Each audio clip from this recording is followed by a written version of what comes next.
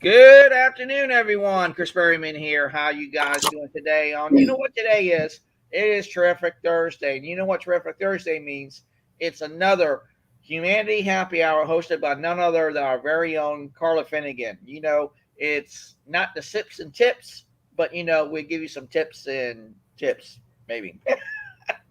So, welcome to everybody to our Bringing Humanity Together live stream. This is one of the three open forums under the Bringing Humanity Together umbrella, where people can discuss topics related to the workplace, humanity in the workplace in a very positive and constructive way. We want to know what the issues are out there that are facing people today, because there's our goal, our mission, our purpose, and I dare say our calling to both working employers and employees to bring humanity back into the workforce. And as always, we'll be going live every Tuesday, Wednesday, and Thursday, all at 3 o'clock Eastern Daylight Time. Feel free to invite your friends, co-workers, colleagues, people that you know, even those like lazy co-workers right there and saying, hey, the live stream's on. I want to see the live stream. Bring those too. We would love to have them on board. We'd like to hear from them. Without those fur babies, where would we be? You know how that goes. So remember, as always, every Tuesday is hosted by Sharon Care with Sandy Chernoff by Miss Sandy. I host Conversation for Humanity on Wednesday. Thursday is hosted by none other, of course, with our great host, Carla Fedigan. And as you jump on, feel free to comment in the chat, whether it be on our Facebook business page or LinkedIn Live, which is my personal page, and then also on our YouTube channel. Please let us know where you're watching from. If you have any questions, concerns, show topics that you want to bring to the table, please put those all in there. We would like to have that great and engaging conversation with you. And as well, if you watch this on a replay, use the hashtag replay and still let us know where you're watching from. And we would love to be able to have that great and engaging conversation with you too as well. So here is my great friend and partner, Carla Fedigan. Hello, Miss Carla. Hey, how are you, Chris? Good to be here again. I missed. Great. Yeah. Seems I like actually called you on the golf course yesterday. Correct me if I'm wrong. Did you do good on that golf course yesterday? You know what? I didn't even come to think of it. I took a picture of my scorecard because I gave my scorecard to a friend, and really we only got like 12 holes in. But I'm going to post the front 9, but. I did good. It was amazing. It was the positivity. I can hit the ball. I can do it. Not, oh my God, do this, do that. Don't do this. Don't do that. It was really cool. I figured out a couple of things that I was doing that made it even better. And it was good. And so beautiful. I should have sent I'm sure. Should have sent you a picture because it was just like 70 something degrees and the sunset was just fantastic. It's so pretty. That is awesome. And that is awesome. Great time. I hate it's going to start getting darker earlier and then the time change to contend with. My girlfriend got me excited because she says, oh, in Georgia, they decided that they're not going to set the clocks back, and then come to find out that the Georgia legislature did agree to that, but it has to be approved by Congress. So who knows? Who knows when it's going to happen? But I'm optimistic that it's going to happen. So yeah. Well, I'm used to it either way. It doesn't really matter. I've now probably going on, I want to say maybe 10 or 15 years. I've not really woken up to a alarm clock. I just naturally just get up. The gym's like that too. And just get up and I'm up and at them because I was actually born at 6:33 in the morning, so I was a morning baby. You think that has something to do with it? I think it does. I was born in the middle of the night, and I love to sleep, so I don't know. Well, now my wife is different. My wife was born early and like in the midnight hours of when she was born. But you know what? She's actually a night owl, so she can stay up late. Yeah, I'm a night owl. With her, she can't wake up early. She just can't do that. Yeah. Well, if I have to wake up early, I'm like, hurry up and get to sleep. You got to get up early. Yeah. And then I don't sleep well, so. But so I had a little geography and science lesson with my friend because I said, I was telling her about when I used to do medical missions to Haiti, about how it never got dark until late at night, like 9:30, 10 o'clock, and even, like all year round. And she said, "Oh, why is that?" And I was explaining to her about how when it's winter in the northern hemisphere, it's tilted back farther from the sun, Right. and that's why it gets dark, and all that kind of stuff, and the seasons and all that kind of stuff. But in Florida, because you're south of me, because I'm in Atlanta, Right. in the wintertime, about what time does it get dark? Right. What time does it get dark? For me here, it probably goes around 7:30 ish, 8ish type of right now for me. Okay. So there's hope when I move down there. Yep. Yeah. I don't like the dark. I'm affected by the changes of the season, and it gets dark early, and it's dark, and coming home from work. I used to drive home from work and it's dark at 4:30. So, and the farther north you are, the worse it is. So. Oh, I'm sure. Yeah. So I don't like that, and I don't like cold weather. In fact, I have my sweater on today. Yeah. And I think it's 70 degrees here. I'm ready for Florida. Well, I used to live in Louisville, Kentucky years ago. Mm-hmm. And when I lived in Louisville, I was there in my very first ever winter, because I've been to my grandparents' place in Kingsport, Kentucky many times during the winters before, and I've done that. But what was really amazing is that when I went there, and my dad told me, "Whatever you do, son, don't run out the door because you will hit and fall." And I'm like hitting and fall, but I'm thinking, will there be snow hitting me, like big snowballs and hitting me or something like that? I didn't kind of put two and two together. Next thing you know, I go out, hit the concrete. The concrete was covered with ice. Next thing you know, I'm doing the flipsy-doo, flipperoo off of my keister. And the next thing you know, I run back inside and say, "My butt is hurting. My butt is hurting." And he's like, "See, I told you you were going to fall and you didn't listen. Hello." And I'm like, what could I do at that age? I was like probably maybe 9 or 10, and I didn't think nothing of it because I just wanted to get out in the snow. But yet again, there I went. Well, when my daughter dated a guy from Macon many years ago, sorry, they went up to Ohio to meet the family, and she took one look at him and said, and it was for Christmas time. She took one look at him and said, "You have to leave the flip-flops at home." And you can't believe who is joining us today. Who do you think that come from? Let's see. I don't know. I'm just seeing a link. And he said it's a wonderful book. Now, do you think it's a Brianism or a Grahamism? I don't know. That would be a Brianism. Brian just sent that. Hello, Brian. How are you doing today, sir?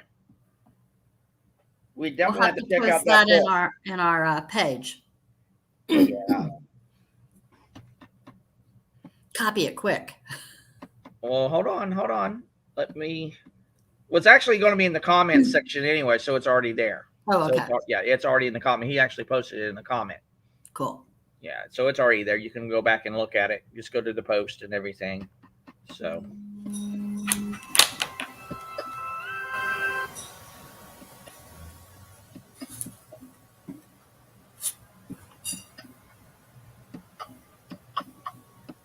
Did you get it? It what? I didn't hear you, so. No, I was typing something. That's why. I'm typing something right now. So join us today here.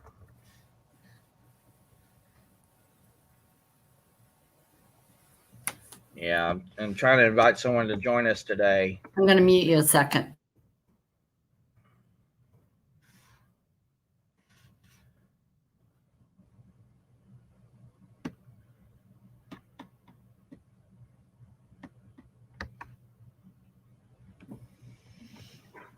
Had to take a quick phone call. No, my dad was calling me, and so I asked Jim to give him a call to make sure he was okay.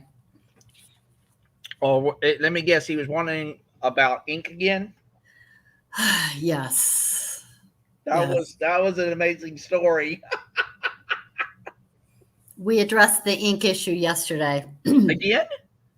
Well, we didn't go on our escapade to go get ink, but I mean, granted, okay, so we've only replaced this a week ago, okay? Right. And he was saying, I want you to look at something. And I said, what? And so he goes, there's something wrong with my printer again. So I said, okay, so what's going on?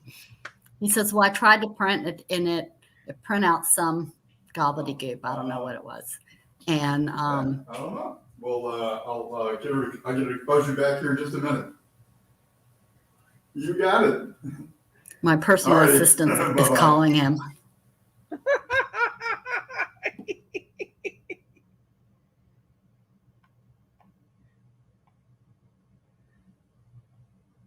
Oh, this time. God, give me patience. You know what? This is exactly why I needed to do what I'm doing. My dad's asking me if I'm coming to lunch tomorrow. We just had lunch yesterday. So I'll call him back after we get done. But anyway, I went in and I turned off his printer and turned it right back on, checked for a paper jam, did a test print, and it printed perfect. I said, you're good to go, Dad. You cannot be out of ink. You've only had this ink for 1 week. Unless, because he has this PDF on his screen that he prints out for all of his customers. And I said, unless you've done like 1,000 customers and printed 1,000 pages in a week, you're good. Yeah. You know what I would like to do? Now I'm going to offer this up to you, and I would like to see it happen. Is one day I'd like to have your dad on the show. I think that would be awesome. And also one day I would like to have Jim on the show. I think he would give us some more tips on golf. Yeah.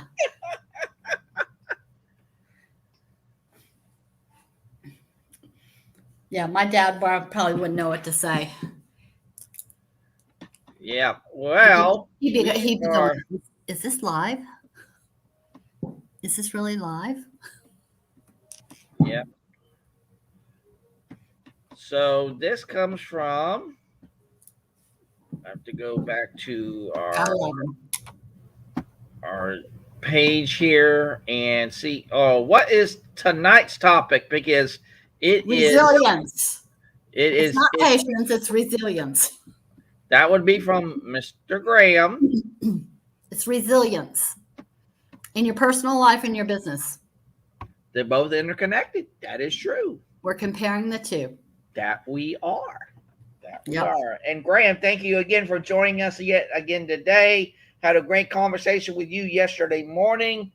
Oh man, you were just you were hitting home runs yesterday, even on yesterday's call too as well. So one day we'll get him on live. But you know what? As you probably may have seen or may not seen, you probably have to go back to the post to see it. Brian even said to Graham, you have to hold out with something bigger than a gift card. And Brian thought that the gift card was from Graham. Was for Graham, but it's for you to get him on the call. Yeah. I saw that. Going back and forth on that yesterday. Graham, I'll send you a gift card too. Oh, but Brian said he told Graham, he's like, you need to hold out for something bigger. Hey, Brian, you get Graham on the card and we can work out something. Yeah, I see. I said hold out for that. something Absolutely, bigger. I second that. Everyone has their big. Chris wants a dinner. What do you want within reason, Brian? We all got to eat. The operative word here is within reason, okay? There you go. So it's almost time to start the show. So I believe it is all yours, Miss Carla. Okay, so like I said today, I thought we'd talk about resilience. And for those of you that don't know, I went to Live to Lead in Atlanta last Friday with John C. Maxwell, and it's my third one. The first year I went was in 2019, just after I went, quote unquote, full time with part-time hours on my company, and they had such great speakers. I said, I want to go again next year. So I volunteered the next year and did that. And so this is actually my third one I did. And every year they have different speakers. Like the first year I went, I can't remember some of the speakers. But like last year, they had like Steve Harvey and some other people, just really great speakers. I would recommend if you look up Live to Lead 2021, I'm sure that they probably have some cuts from some of the speakers. I know you got the video from Ed Milet when we talked on Tuesday. That was really good. But there were several other speakers.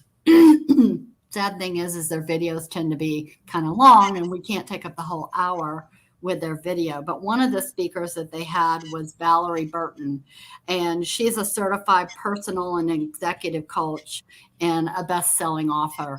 And I thought that we would start off with her video because she talks about resilience.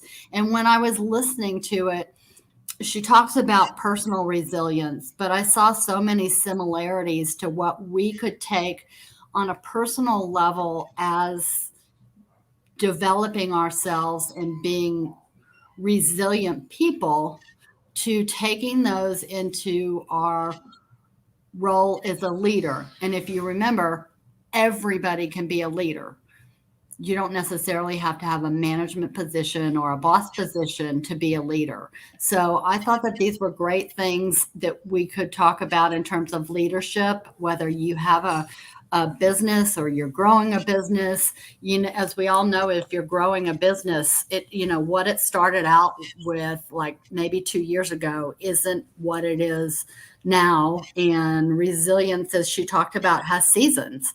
If you're in a sales capacity with your business, and we're all selling our business, I hate the term when people say, oh, you're a network marketer.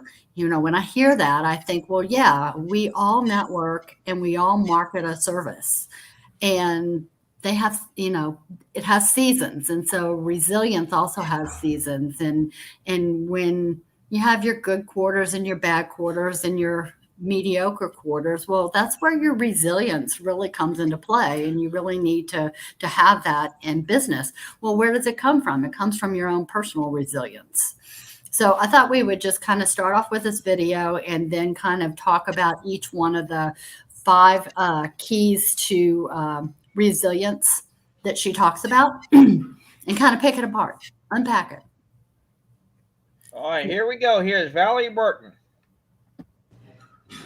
Do you have the 5 key resilience traits that can help you manage stress, deal with uncertainty, and navigate challenges and opportunities in the best possible way? Well, I'm going to share with you what these 5 are, and really this is a way that you can coach yourself, because there's a very good chance that at least one of these traits comes naturally to you. But the key is for you to be intentional about using it and applying it to the situations you're currently dealing with. Right now, all of us are dealing with all the various things that are going on in the world, but then you've got things that may be going on at home, in your finances, in your work, or your health. Resilience is an essential skill. We've got a coach training intensive coming up, and one of the things we talk about in the coach training intensive is how can you help other people to be more resilient? How can you coach them to greater levels of resilience and having a greater sense of capacity for dealing with more and dealing with uncertainty? So if you've ever considered incorporating coaching into your leadership style or your skill set, or you've considered becoming a coach, check out the coach training intensive. Okay, here are these 5 resilience traits. These actually come from my book, Life Coaching for Successful Women. And I'm just going to read a little bit from you here and then share the 5 traits. So I said, research shows that resilient people think differently. They have a set of skills, sometimes learned, sometimes innate, that allow them to persevere, to manage stress, and to triumph in the face of challenges. So here are the 5 things. The first one is, the most resilient people are authentic. Basically, they're at peace with their own humanity. They understand that sometimes they'll make mistakes, sometimes things don't go as planned, Sometimes they just need to learn more, learn from those errors, find the lesson in whatever has happened, and then move on. They don't feel the need to pretend or to show up as just perfect. What they recognize is that none of us is perfect. All of us make mistakes. All of us fall short. And because they're comfortable with that, they are able to move forward and bounce back more quickly, even when they're at fault for whatever the challenge is that is going on. They actually have more compassion for themselves and they're more authentic. So they're able to admit their mistakes. And this helps them bounce back even in relationships. All right, trait number 2, they are flexible thinkers. Flexible thinkers. So basically, even if initially they struggle with negative thoughts, the most resilient people are able to bounce back, and they're self-aware enough to notice when those negative thoughts are causing them to be counterproductive, and they will actually choose new thoughts. So they will see themselves getting into a rut, and they'll say, wait a minute, that's not going to help me move forward. I've got to think of this differently. They actually will find ways to adjust and course correct if they figure out that the path they're taking isn't quite working for them. So flexible thinking is absolutely essential for resilience. And the most resilient people are flexible thinkers. If something's not working, they make adjustments until they find what will work. All right, trait number 3, they are mostly optimistic. Now, I didn't say they're entirely optimistic because sometimes you don't need to be optimistic about certain things. If there is real risk, if something needs to be stopped, if it's time to just literally give up, sometimes there are reasons that the path we're taking is not going to work or is no longer the path. And we may not have known that until we have moved along the path. But when we see the block, we're willing to say, all right, it's time to stop. However, the most resilient people are optimistic about their ability to work around such obstacles or work through them, their ability to come up with a plan B. So it's not so much that they're just blindly optimistic. It is that when faced with real challenges and real risk, they are intentional about reducing that risk. They're intentional about bringing in the people, the resources, whatever it is that it will take to work around the challenge. Optimism is powerful. In fact, the research shows that the most optimistic people actually live longer, in some cases as much as 9 years longer than the most pessimistic people. Pretty interesting stuff. So, trait number 4, I think this one is probably the most important. They reach out. The most resilient people reach out. They don't go it alone. They are they're wise enough and humble enough to ask for help when they need it. They ask for help not only in the form of, I may need you to actually help me do something, but they reach out for help just for someone to be a sounding board, to help them process challenges and problems and brainstorm for solutions. They also happen to be the people that are more likely to reach out and help others. So reaching out, having strong relationships, having a support network is essential for resilience. And then here is number 5. They use their strengths. And here's what I said. Everyone has innate talents and strengths. When faced with a challenge, there is power in tapping into those strengths, the things that come naturally to you. It takes less energy to use your strengths, and in fact, you're energized by them. So know what yours are and use them. So I'm just curious, which one of these 5 speaks most to you? What do you think is the one that you could call on right now when you think of your biggest challenge? Is it authenticity?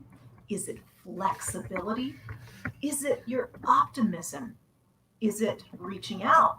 Or is it your strengths? Maybe you even notice that, you know what? Maybe you have all 5. Maybe you have 2 or 3. If so, that's fantastic. What we want to do is find those ways to tap into our resilience by tapping into these traits and asking ourselves, how could I apply this trait to solving the challenge I'm dealing with right now? This kind of coaching question will move you forward. And like I said at the beginning, if you have even considered coaching as a part of your skill set to be able to lead and manage better, to be able to manage even your own personal growth and development, or you've thought about actually becoming a coach, I invite you to go out to capinstitute.com. You'll find there a path to becoming a coach where I answer all the most common questions for people who've thought about coaching. And of course, you can join us at our upcoming Coach Training Intensive. Talk to you next week. And that was amazing. Yeah, the more I thought about it, I listened to it a couple of times, and the more I thought, I was thinking of it on a personal level, and then I was thinking of it on a business level. And it's almost like you have to start working on it on a personal level to have it show up in a business level, especially if you're a leader in vision and, the visionary in your business, and, you're doing it on your own or leading Well, it. It brings to me, Carla, number one, at one point or another in our lives, we had that story of resilience. We all do in one way, shape, or form. It's there. And I believe that people can use the things that have been given to them through their talents, skills, strengths, skill sets, whatever, and really use them when they get in that bind, as they have, that they've either been told, well, you can't do this or you shouldn't do that. You don't have the wherewithal, X, X, and X. It's just like there's a friend of mine that told me one day, and he was starting his own business, and he was kind of distraught, and he's like, Chris, I may not want to end up doing this. And I'm like, why? He's like, well, I was told by another person who was a friend of mine that I probably won't have any success with this because I don't have the CEO language, so to speak to CEOs and people at that level. And I'm thinking, well, why? Why would they say that? And they couldn't really answer that, but they shared with me. He's like, Chris, I just have to speak from my heart. I just know what I know because that's what I feel. And I'm like, I agree with you. I feel the same way. Go ahead. I'm just like, wait a minute. This guy's a friend, and he's telling you you're going to fail. He's telling your friend he's going to fail. Now, I love it when my friends are honest, and I love it when they say, I'm doubtful for you. I'm fearful for you. I'm hoping that it works out. I just don't know about it. There's a difference in that in saying you're not going to fail because you don't have the right language. And to me, if my husband were to tell me that, well, it's great that you're going to try and do that, but you're probably going to fail. Yeah, unfortunately, I think that there's a part of me 2 years ago that would have believed that. Right. And so when you believe that, which goes into the optimism, it's like, you're going to fail. If my husband goes and says, I can't hit the ball today, then he's not going to hit the ball today. If I go out and say, I'm going to hit the ball today, I'm going to figure out what works, I'm going to hit the ball better. If I tell myself I'm going to fail, I'm going to be right. I'm going to fail. If I tell myself I'm going to succeed, I'm going to succeed. When you were talking about that, it reminded me of a conversation I had today with a girl. She was in the UK. She's a nurse. She's from Nigeria. And we were talking about the differences in culture and things like that. And she said, when in her family, it was like, if you're young, you're expected to go into a profession to where you can do well in it, not just for yourself, but to help your family out, not just like, hey, I've got my job and I'll help my dad whenever I can. You're actually supporting the family back home. Well, she went to nursing school in Nigeria, moved to the UK, Couldn't just up and pick up work there.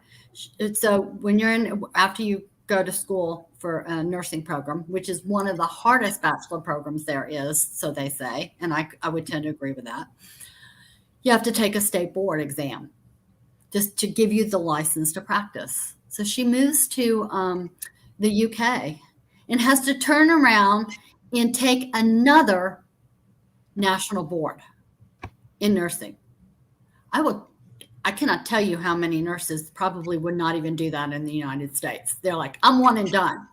I don't ever want to have to take that again. I will renew my license till the day I die for $35 just so I don't have to sit and take that damn exam again. Right. There aren't that many people that would do that. And she was just kind of discounting herself. And I said, wait a minute.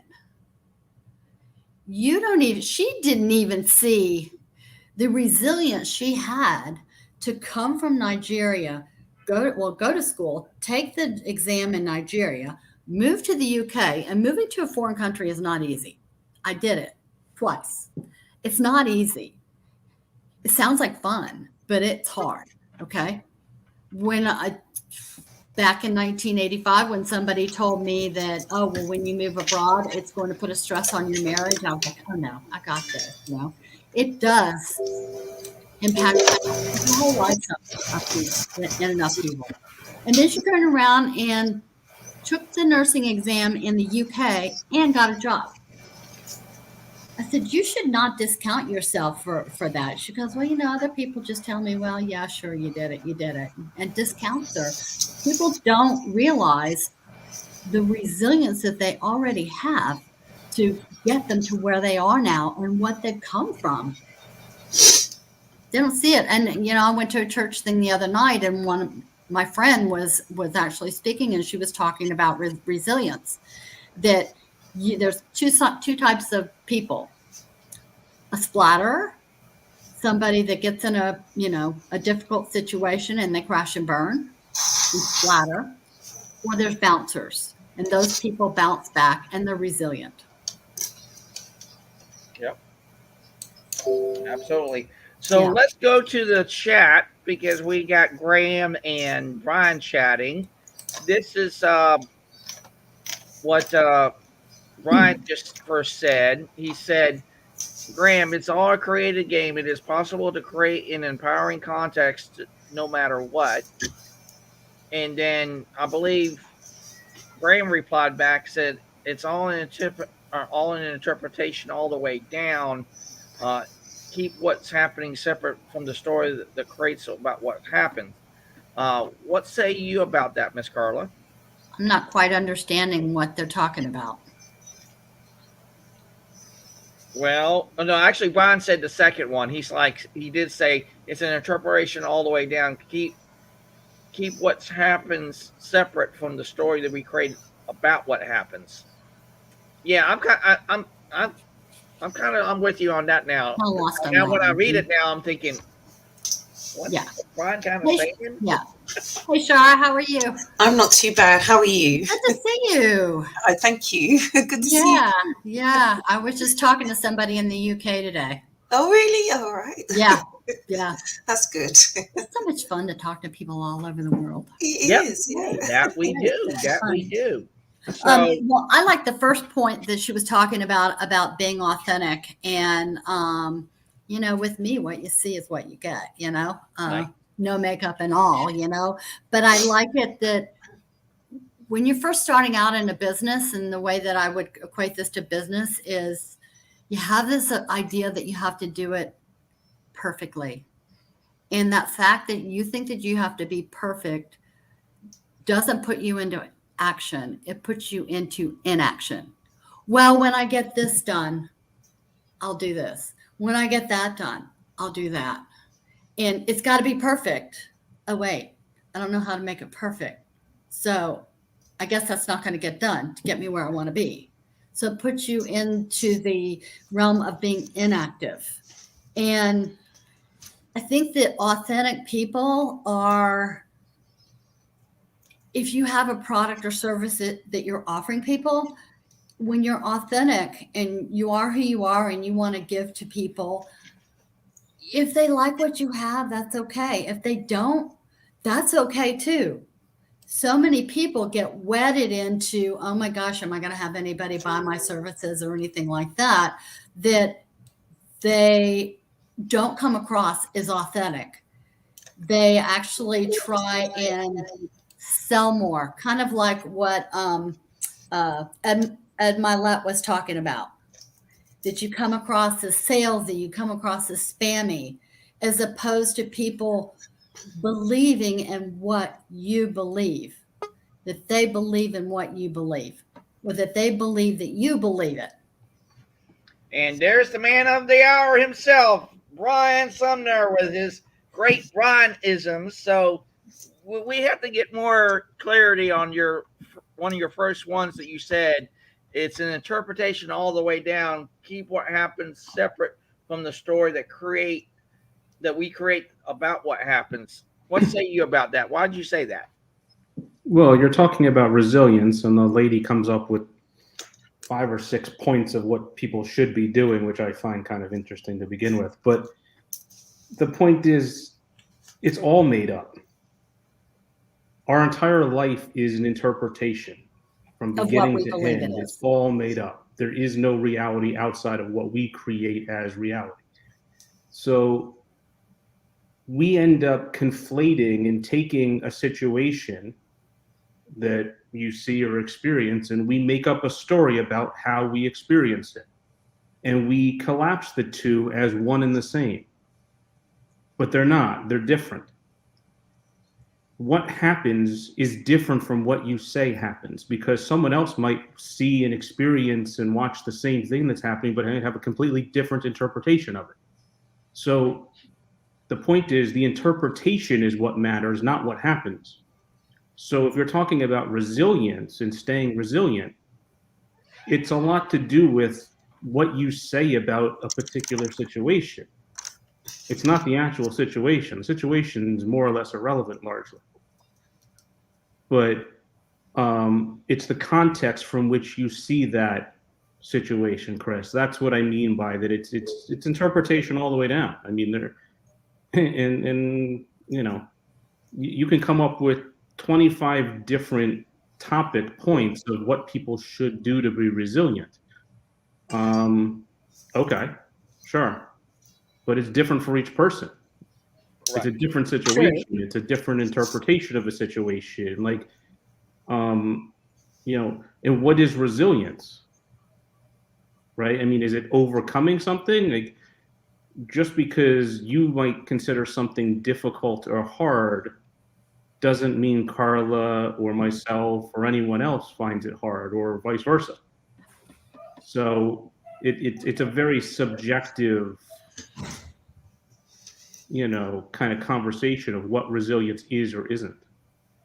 Well, you know, when I think of resilience, I think about how you react to it and how you deal with it, because the situation that happened, let's just say somebody rear ends you, you know, I'm just kind of figuring out something.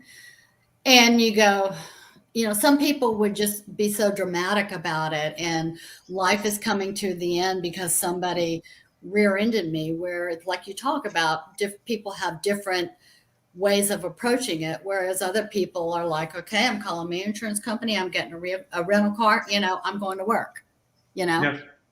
And I agree that everybody responds to it differently. What doesn't change is the fact that somebody rear-ended you. But that's all that happened. Yeah, that's all that happened. Providing everyone is physically okay. But people, like, I think the important thing is to, no matter how many topics you have, I think it's important to give people skills to adopt to. Something's going on with my dog and my husband in the backyard, to adapt to it in a more positive way, to lessen the stress that you put on yourself.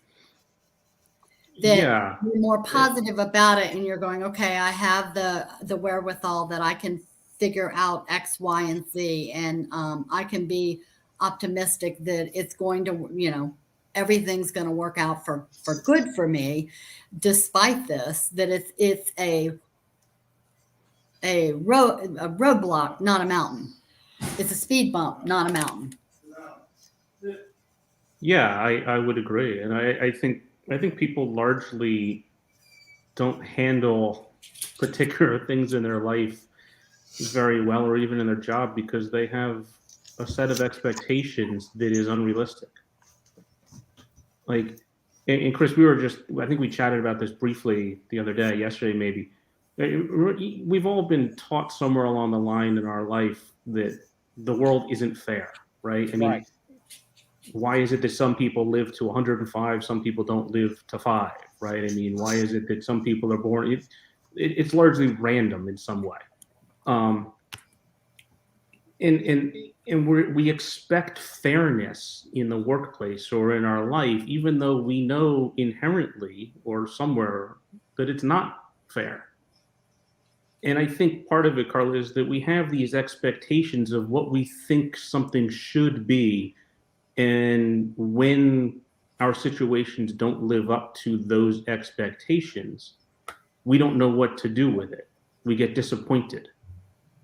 And we don't know how to overcome that, right? It's like, oh, it's not supposed to be this way. It's not supposed to happen to me, right? It's supposed to be nice and fair and easy. And I've always kind of wondered, it's like, well, why? Nothing's ever been easy. The world's chaotic. It's been messy from the beginning, right? I mean, we talk about connection in the workplace or connection in the United States and people. And I always find it interesting that, oh, we're more divided now than ever. And I'm thinking to myself, well, I wonder if you asked someone that in 1776, were we more divided now or then? Because there were still loyalists in this country who didn't want anything to do with the revolution. Right? I mean, if there's been chaos and division and people agreeing, disagreeing, like, it's never perfect.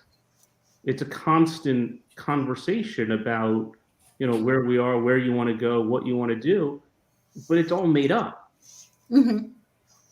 Well, even if you're in a business and you're setting goals for the business, whether it be you want to have a certain number of employees or positions filled by the end of the month, or you have a financial goal that you want to meet by the end of the quarter, or you know, you want to reach out to X number of customers a week, a month, a quarter, a year, whatever. Just because you make those goals doesn't necessarily mean it's going to happen.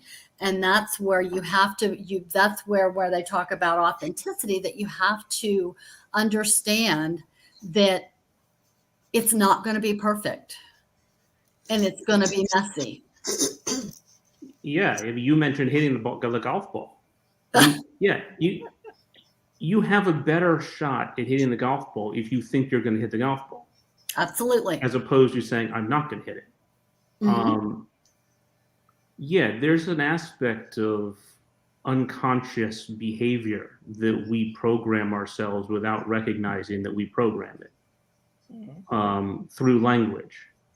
You don't have to look much further than what's happened in the last year and a half or 2 years. It's a lot of manipulation and a lot of language and a lot of programming that people believe in. But yeah, I mean, if I step on the first tee and I see water in front of me and I say, don't hit it in the water. You're going to hit it in the water.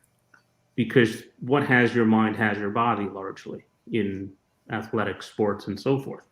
But yeah, there's always an aspect of that. I mean, I prefer certainty over hope. Mm-hmm. Right? I mean, how certain are you that something's going to occur, that you're going to be successful? Now, obviously, we know that it doesn't necessarily mean it's going to work out, but if I'm 100% certain, I have a better chance of it working, as opposed to saying, I'm 98% sure it's going to happen. Because that changes your mindset. Yeah, absolutely. I mean, people think that hope and certainty, or, you know, or I'm certain I'm going to do it, or I hope I'm going to do it. There's a big difference. Yes. There's a big difference in that, because you could hope all day long, but if you don't put any action into striving towards certainty with the realization that it may not happen, but you're going to go for it anyway, and what you go for and what you get out of it. And, maybe you don't reach a sales goal, or maybe you don't reach a certain number of employees, or maybe you don't reach a certain number of clients level that you want to reach. Even though you do, or, maybe you're in a position where you're going for a big trip, a trip incentive, you're in some sales somewhere, and maybe you don't get it. But I'll tell you one thing, if you don't take any action, you're certainly not going to get it. Yeah, Exactly. absolutely. That I know for certain. Oh yeah, I mean, there's So even though you don't, and maybe you get, I don't know if people get commission for their sales or whatever it might be, or, even though you don't necessarily qualify for a trip, for example, you're a hell of a lot better off than you were if you didn't take any action. yes, yeah. I mean, we can manifest all you want. Mm-hmm. Exactly. Carl, what's your thoughts so far? Yeah, I mean, I agree with what I've heard, so far. Unfortunately, I didn't get to hear much of the guests that you had, or the person that spoke earlier. But I do think as well that there is a lot to be said about determining your own circumstances as well, and in particular outcomes. And it really is about a word that you often quite use, which is intentionality, and also a desire combined with a need, and I feel like with those parts of those elements and bringing those together should display some sort of authenticity. And I think it's so funny, like this subject was what was spoken about at the friendship bench today. I wish you was there, Chris, I wish I was there too, but I had to work. But it was about authenticity, and there was a particular scenario that we had to look at, and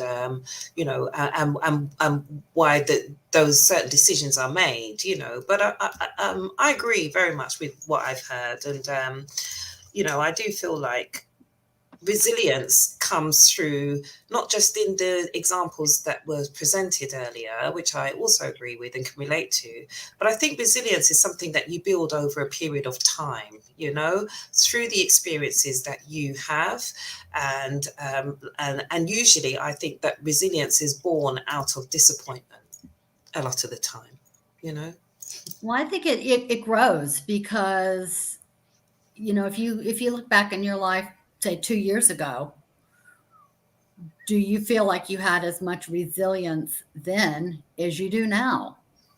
I think it would be different. Two years ago, I was in Australia, and it didn't go. I was living there, and it didn't go as well as I would have expected.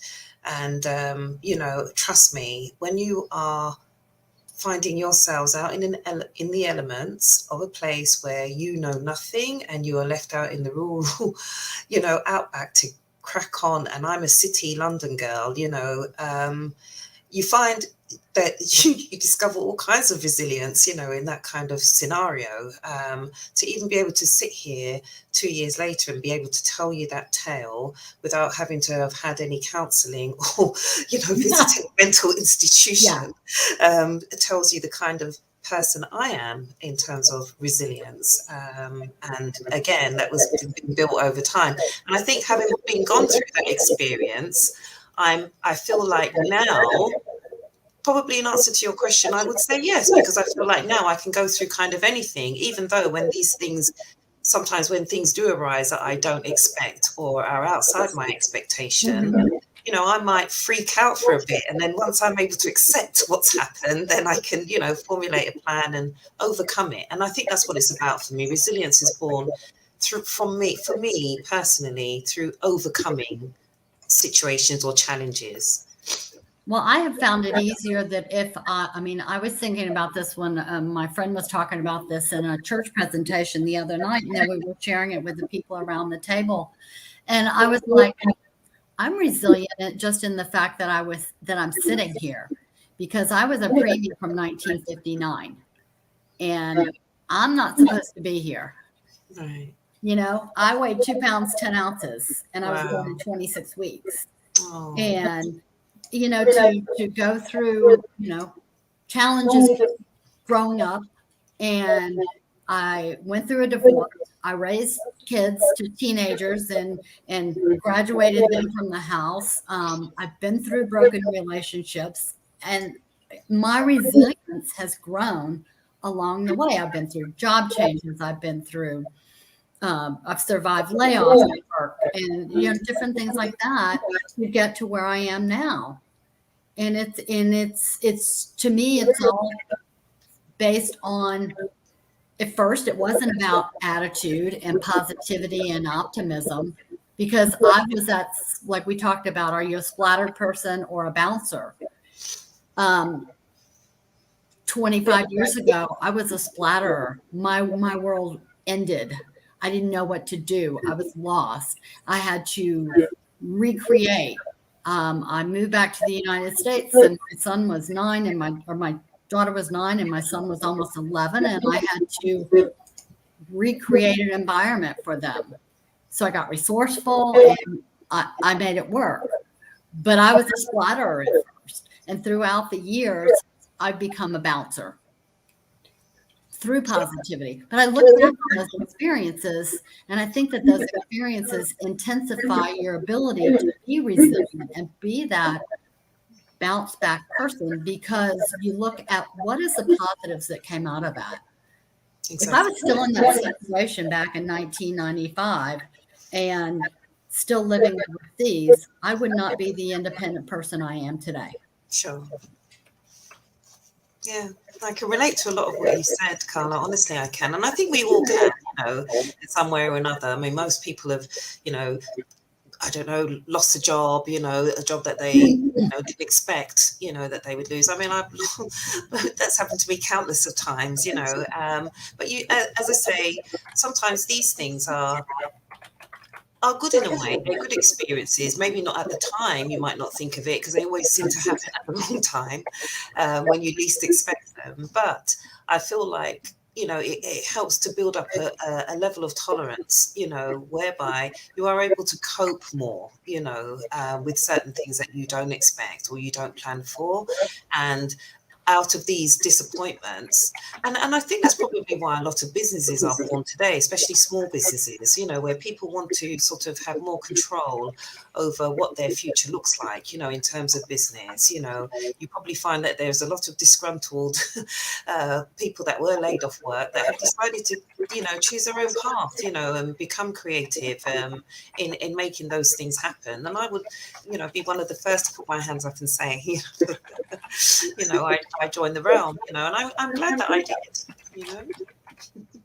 Well, I think that there's a lot of people that go into their own business, but they're not realistic about what's going to happen with their business. They may have high expectations that are not necessarily going to work out for them. And some people, the minute that things get tough, they quit. Right. When they're one step away from having that breakthrough, like we talked about earlier in the week, being one step away from success. Mm-hmm. Right. And I think that you have to have that tenacity and that resilience to be able to surround yourself with people to tackle the tough problems, to make it work out, and be optimistic that it is going to work out. Sure. In one way, shape, or form, and that we will overcome. We will figure out a way to do it. I agree. But I also think as well, Carla, that when you are setting up a business, there should be a level of expectations. One is that you're going with your best foot forward. You should have a level of high expectation of what you want to bring out the best in yourself. And hopefully, that will translate into, your work.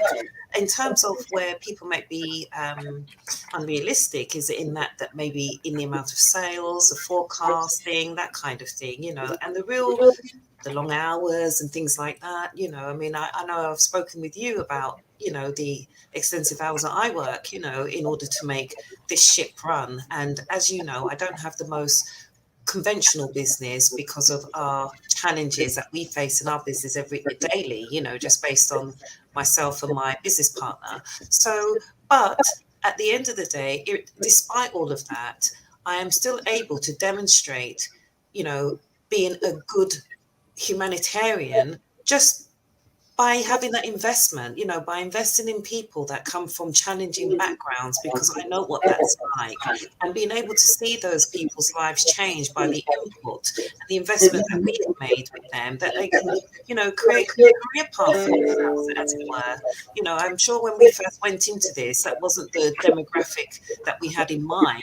We always wanted to service them, but to begin with, we had to be realistic and work with existing authors, that we knew we would be able to sort of extend our services to, and also bring in some necessary funding for our business. From there, we've been able to shape our business a bit more now in the direction that we would like to go in, and we're doing more collaborations like we're doing now, and networking, and now we actually feel a part of something that we've always wanted to be a part of. So, you create the world that you want to see around you, I suppose, Oh, absolutely. and that's down to you, Absolutely. Yeah. If you hang around negative people, you're going to be negative. And Sandy hates negative people. And I do too. But you hang around positive people, you're going to be encouraged and inspired by them. And it's common, isn't it? Negative environments are common in businesses today, in workforces and so forth, hence the need for groups like this, that can come in and offer a different perspective, and just bringing back some respect into the workplace, and having respect for your fellow man and wanting to see them do well and be supportive, I think. Yeah, we do have to do that. How are you doing, Sandy? Hi, Sandy. Hi, I just did a live workshop, everyone. Oh, how'd it go? Yeah, Well, I had 15 people in there, and it actually went well. They seemed very happy. I even sold some of my books. Good. And they seem to really enjoy the content and really find it helpful. And I, you know me, I use a lot of different exercises, and they enjoyed doing the exercises too. So that was kind of fun. And the first one was the definition of active listening, and I gave prizes out to the team who got it first, and the team who got it second was just right after them. So I gave them prizes too. what were the prizes? Candies. I think that's so funny that a dental hygienist would pass out candy. I know. I think it's funny too. Well, I used to bring toothpaste, little tubes of toothpaste and dental floss Stick too. to the candy. But I don't get that very easily anymore, Carla. I used to pick them up at the dental conventions, and I used to take them from the office, and stuff like that. But I don't have access anymore. So I think you get better participation with food. oh, they love it. They loved, and they had so much food there. They had cut up fruit and vegetables and chocolate bars, and I mean, I can't believe all the food they had there for their people. Plus, they gave me a bag. I don't even know what's in the bag. I didn't really look at it. But they gave me a bag full of stuff. I don't even know what's in the bag. I didn't check it out because I wanted to go back to my car. I parked right in the building where it was. It was expensive, but they're going to pay for the parking. So that was okay. Well, it's raining here, and I didn't want to be wandering around with my backpack and my bag of books and my other things with the stuff I needed to take there. So I just decided it was easier to just park in the building. So let me ask you this, Miss Sandy. What does resilience look like and mean to you? Well, I think it's being able to bounce back. I agree with Carla. I don't like splatters. I like bouncers better. And I actually talked about that in the workshop, Carla. Oh, really? Yeah. Well, because splatters are negative people, and bouncers are positive people, and bouncers problem solve, and splatters just wallow in their upset and their mistake and everything else, and they're not much fun to be around. They fall down and stick to the ground and stay there. Bouncers hit the ground, but they bounce back up and problem solve and deal with things. So I'd much rather be with bouncers. And they all laughed. They thought that was hysterically funny, that whole little story. And That reminds me of a kid. Do you remember the commercial for Weebles? Weebles were some point. I can't remember what they looked like, but I remember the line was Weebles wobble, but they don't fall down. Well, this group that I went to is called Strive Living, and they provide services for people with disabilities and elders. So people in wheelchairs and different kinds of things. And I commended them on the work that they're doing because it is very important.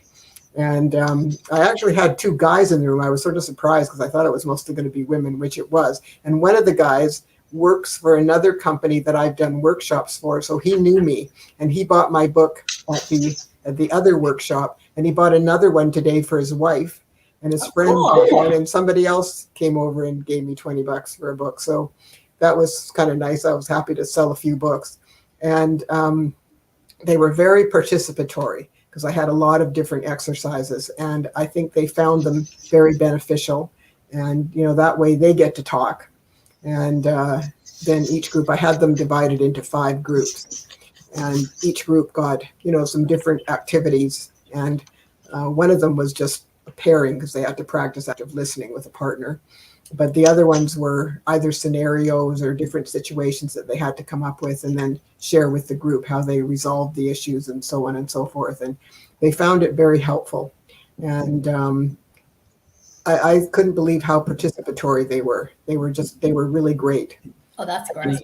Yeah. So that was good as far as I was concerned. And the gal that I met there, she helped me get set up, you know, because I had to plug into their LCD projector. And fortunately, they had a plug that fit in my computer. Otherwise, I probably would have had to use one of theirs. But that's okay. I always bring the program on a flash drive just in case there is a problem. Yeah. But we were good. And I gave them a break between the 2 modules so that they could go and have some of the food or go to the bathroom or whatever they wanted. So I gave them a 10 to 15 minute break between the 2 modules. And that worked out well, too. Oh, that's good. That's great. Yeah.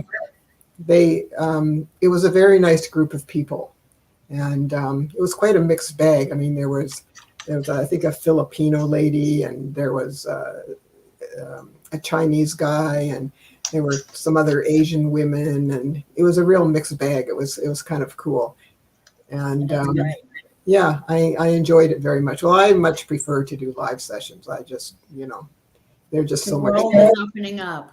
Well, I told Chris yesterday I got another contract. I'm not sure. I think it's going to be in November, and it's another live workshop. And actually, she wants to divvy it up, so it's actually going to be 2 workshops. Awesome. Oh, nice. So, yeah, so that'll be good.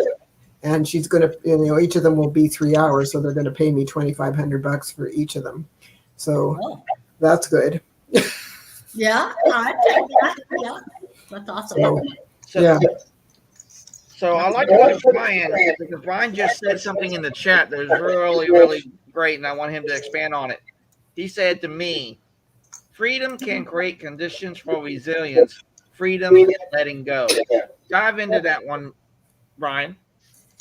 Well, there's an aspect of expectations, as I said, letting go, like, and being free in a sense of being fully intentional to accomplish something, but not caring if it occurs or it doesn't occur.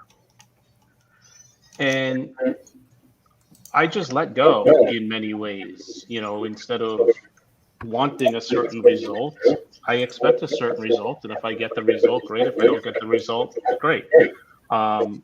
It's a little like in golf. I'm fully intentional to hit a golf ball at a particular target.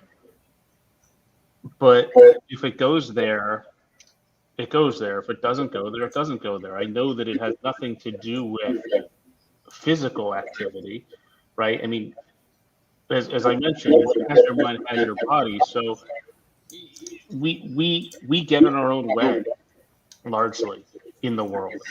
Yeah. And we create stories, and we create limiting beliefs, and we have a whole matter of garbage that we live with. As I've said, it's astonishing to see how much fear people live their life in. And it's only been exacerbated over the, you know, manipulation of data and numbers and language and stuff over the last couple of years. You just see how much fear people live their life in, that they try to control every aspect of. And I see the same thing in business, right? I mean, we're always trying to have better data, more analytics, better KPIs, oversight, making sure that you're politically correct and you do things appropriately. That we almost kind of don't allow ourselves just to be human and allow for ourselves to let our natural instincts take over in the world, right? And you know, I do this in golf. I practice letting go and freedom every time I play and practice. It's a capacity that you have to grow and develop. But most people don't do that, in my experience. You know, we're trying to memorize a process. You're trying to memorize a sales speech or whatever you need to do for work so that you think you can be better at it. But it's kind of a counterintuitive that the more you try to control, the less control you actually have. Mm-hmm. And it's kind of an interesting phenomenon, because I see the same thing in our business and all businesses, that, you know, we go meet with clients or people will go talk to someone, and they always believe that if they have more information, they're going to be taken more seriously, or they have better information, they're going to be respected better, or that they get paid for their information, right? I mean, that's a typical coach belief, that they pay us for the information that we have. And it's interesting, because in my job of and how I was kind of put into it and have grown into it over the last 20 plus years is, yeah, I want to know something about my client and the business and what's going on, but there's no way that I'm going to know more about what they do, because they do it every day. It's their job. It's their business, right? I'm here to assist with a strategy or, you know, acquisition, divestiture, whatever we're doing. That it's my job to find out information from them. That if I come in assuming I have all the answers and trying to control the process and control everything, it usually doesn't go very well. So I just think, Chris, that there's an aspect of letting go. Let it go. We're not very good at that, right? I mean, especially in the Western developed world. I mean, we're very control centric, whether it be, hey, I need to talk to Siri and Google Assistant and Alexa, and I have to be able to have 80,000 TV channels at my disposal, right? All of that's fine, but it just there's an aspect that we don't allow it to just organically happen sometimes. So yeah, I think that there's an aspect of freedom that can lead to resilience. That yeah, things are going to happen. Great. Moving on. Like, okay, like it didn't work. I didn't get the contract. Okay, what's next? Like, you know, I mean, it leads a little. In my experience, it leads to creativity. And I look at creativity of taking a box that we're in, right? I mean, whatever parameters we're given in an industry or a job or society. And most people who aren't very creative look at a situation and say it shouldn't be this way, get upset and go back inside. But those who are creative tend to say, okay, here's my situation, now what's possible? And they create something from the framework that they're given, whether they agree with it or don't agree with it. What's now possible? Okay, we now have higher taxes, now what? We have supply chain shortages, okay, now what? Right? The government's overreaching and telling us what we should or shouldn't do with our workplace. Okay, now what? Right? I mean, so instead of getting angry that something is that way, whether you believe it should or shouldn't is irrelevant. The fact is that that's what's being put in place. Now what? So overcoming barriers that are, whether they're self-imposed or whether they're imposed by, you know, regulations and others, you know, what's next? Okay, got it. So that's what I mean. I think you have to give yourself freedom to go with the flow and figure it out as you go along. Well, and part of it is change what you can, and other things you just have to accept or let it go. Yeah, because some things you can't change. No. And if Yeah. it's really bad, like that guy I worked for, sometimes you just have to leave, you know, like you also did, Carla, because, you know, it's not worth making yourself sick with stress. when it's such a horrible situation. And, I told you the labor lawyer I went to leaned across the desk and patted me on my arm and said, "You need to leave, do it tomorrow." Yeah. Yeah. Well, that was the kick that you needed to, To do it. I bet you've never looked back either, have you, Sandy? I what? I bet you've never looked back either. No, I really haven't. And the other thing that's nice about hygiene is that in 2 days I had another job, Sharon.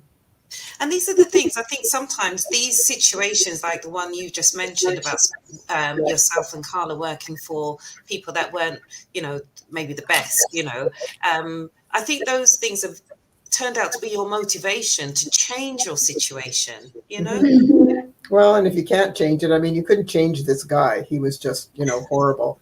And so why stick around when it was stressing me out to the point where I was having trouble sleeping sometimes? Sure. Yeah. It's not worth it. It's really not. And my brother kept calling me and saying, "Why are you staying there? You're helping them. What are you helping them for?"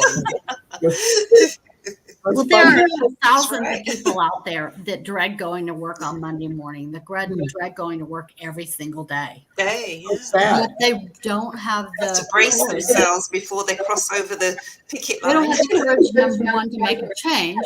Or if they could, they think if they're going to make a change, let's just say, if I were back in the job a few years ago and I go, well, I'm gonna start my own business from scratch, I would never recommend that. I never recommend somebody just leaving a job and starting something else unless you had the financial backup of it.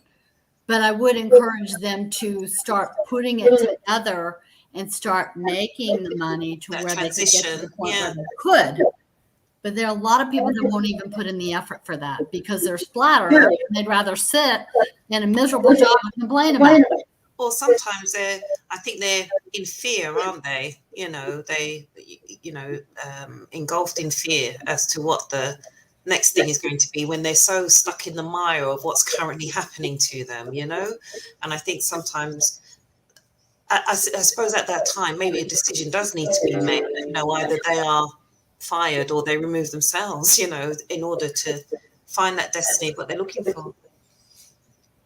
A lot of people don't even realize that they could actually get fired. They think that their job is theirs. Yeah. And it's never going to happen to me. I heard tons of people before that are just blindsided. They never think that it could happen to them. Sure. And they don't have a backup plan. No.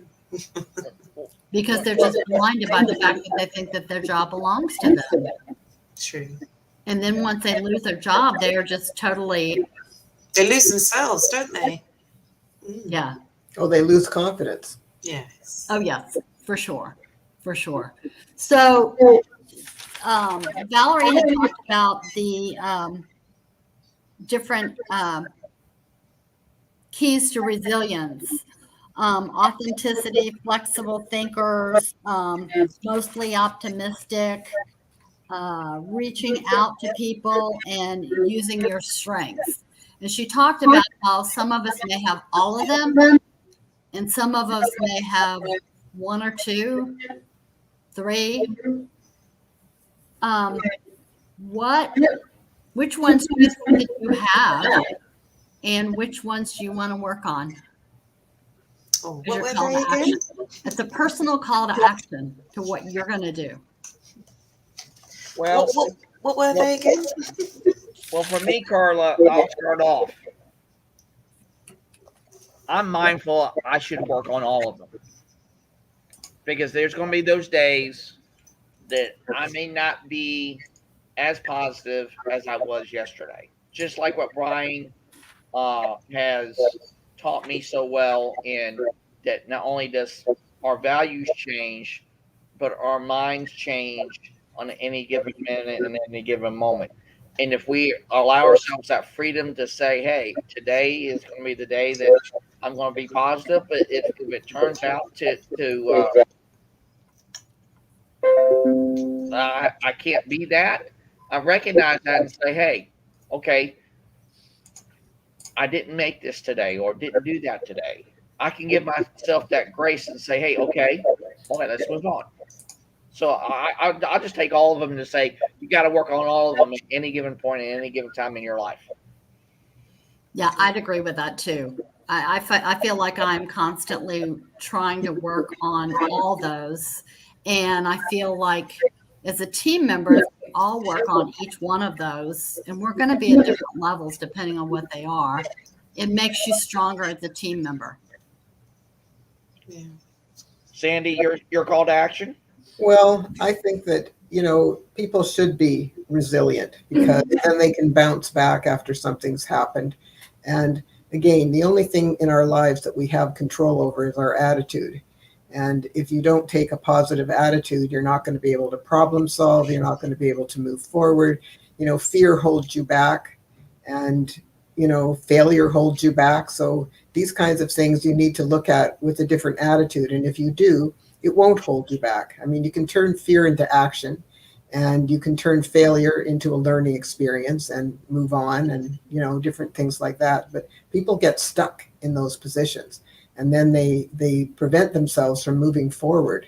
And that's really sad. So I really think that, people need to adopt a positive attitude and continue to be forward looking. I mean, there's usually something else up ahead. So don't be a splatter and get stuck to the ground and not see anything. Be a bouncer, bounce back up. If you bounce pretty high, maybe you'll see something up there. It's a matter of what are you doing? And I just think that, and we've said this before, I don't like being around negative people or complainers. To me, they're just not very much fun. And there's no point in getting stuck. You make a mistake, fix it. I mean, human beings, again, are not very perfect creatures. Mistakes are going to be made. So what? Learn from your mistake. Figure out what happened, fix the outcome, and figure out the next time what you can do that won't end up with the same outcome. I mean, again, it's not rocket science. It's just a matter of paying attention and learning from our mistakes and moving forward. I mean, you got to be optimistic. You got to be positive. And if you are, you're going to be more successful. There's just no question about it. And I just think people should adopt a good attitude. And if you can, your life is going to be better. What Sar? about you, Brian? Call to action is that life is turned out. This is it. We're here for a myriad of reasons. Celebrate that we're here for the reasons we're here. No do-overs. Yeah, I mean, No mulligans. People complain constantly about why they are where they are, and we're here because of conscious and unconscious behaviors. But this is it. This is life. I mean, it's exactly where you're supposed to be based on the level of awareness that you have. I mean, everyone is exactly where they're supposed to be. And people who kind of look at things in a negative way of I shouldn't be here, this shouldn't happen to me, kind of ties back into, Carla, as you said, the lack of resilience, right? I mean, it's where that certainty comes from. This is exactly where I am. Okay, here I am. Life in the world is perfect exactly as it is right now. Yeah, you may not expect to be where you are, but this is where you are. And so what are you going to do with it? Yeah. Well, the other aspect of stuff happens, and again, we don't have control over a lot of that stuff because once more, no one's life is a long, straight, smooth road. It just doesn't work that way. There are curves, there are hills, there are washouts, there's boulders. I mean, but you need to step back and go, okay, well, what do I do with this? How can I get around it? Or how can I, get out of the way? Or how can I fix it? Or whatever it is. And if you are a positive person, you will problem solve and you will deal with the different challenges that you face. And there's nothing wrong with facing a challenge. It's a good opportunity for learning, and it's a good opportunity for more resilience in terms of bouncing back. And, life is just like that. And so what? Stuff happens. Now what? Yeah, exactly. How about you, Shar? I think that from the list that I'm looking at here, I think that it would take a lifetime, to say you were an expert at all of them, So I think that it's definitely about ongoing work, in all these areas. And I also think as well that I think, like you to extend on what you said earlier, Carla, if we were to all work on those, not only would we just be better individuals, but I think that we'd be a much better team as well. I mean, it would be so beneficial, to the team, and we'd all be leading from the same sort of path, if you like. So, yeah, I definitely agree with all of those. I'll never be a perfect, an expert at all 5 of those because I don't believe in perfection. I don't either. There's no such thing. I don't know what it is. It's not what I'm trying to do. Well, we thank you all for joining us again today. And thank you, Brian, for joining in. We greatly appreciate you. And yes, Graham, it's not about a gift card. We just want you to be on the call. What was Graham's call to action there that he popped His up? call to action was this: to apply resilience in the moment or react in a way that resilience isn't needed to having zero expectation but maximum hope. Great one. That is great. That is great. Thank you, Graham, for joining us. Again, we greatly appreciate you. We want you on the live, but it's not about the gift card. Chris, we'll negotiate. Chris, we'll have a conversation. You have to negotiate through me to get Graham on a call. No, he's going to tell you to negotiate with me. No, then I'll negotiate with you. Because I'm the one doing it. Okay. Within reason, okay? All right. Thank you, everyone, for watching. We'll come up with something then, Carla. I know what motivates Chris. I'll have to figure out exactly what is in my realm to be able to motivate you to action. All right, everyone. Take care. All the best. See you soon. Bye now. See you later. Bye, guys.